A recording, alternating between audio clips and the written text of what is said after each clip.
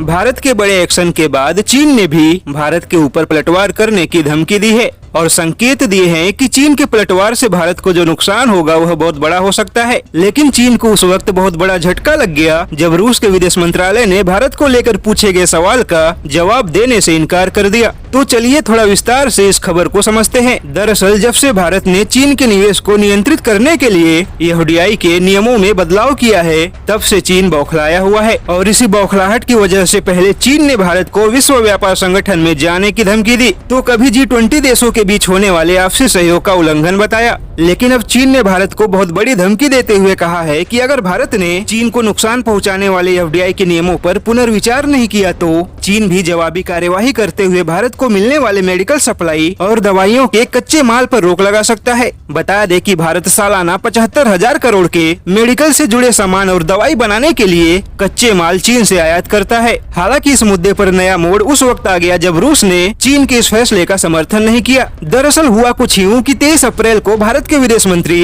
S Jaishankar ने corona virus से निपटने के लिए रूस, अमेरिका, ब्राजील, सऊदी अरब और ओमान के विदेश मंत्रियों से फोन पर बात की, जिसके बाद भारत की नकल करते हुए चीन की सरकारी मीडिया ग्लोबल टाइम्स ने भी वीडियो कॉन्फ्रेंसिंग के जरिए रूस के विदेश मंत्री सर्गेई लावरोवा का इंटरव्यू लिया और इंटरव्यू के दौरान भारत के द्वारा चीन विरोधी एफडीआई के नियमों में किए गए बदलाव पर रूस के विदेश मंत्री की राय मांगी, जिस पर रूस के विदेश मंत्री ने ग्लोबल टाइम्स के पत्रकार को यह कहते हुए जवाब देने से इनकार कर दिया कि यह सवाल वाणिज्य मंत्रालय के अंदर आता है। लेकिन उससे भी पहले यह मुद्दा चीन और भारत का आपसी व्यापारिक मुद्दा है और इस मुद्दे को G20 के बाकी सदस्य देशों से भी जोड़कर नहीं देखा जा सकता। और इस तरह का जवाब सुनकर चीन के पत्रकार की बोलती बंद हो गई। ऐसे में देखा जाए तो चीन भारत के खिलाफ किसी भी राजनीतिक मुद्दे पर अलग थलग पड़ा हुआ है। वैसे हैरान करने वाली बात यह है कि चीन के घटिया मेडिकल संसाधन होने के बावजूद भी दुनिया के देश चीन के मेडिकल संसाधन खरीद रहे हैं, लेकिन खुले मंच पर चीन की आलोचना भी कर रहे हैं और चीन से मेडिकल संसाधन पाने वाला कोई देश भी चीन का समर्थन करने के लिए तैयार नहीं है।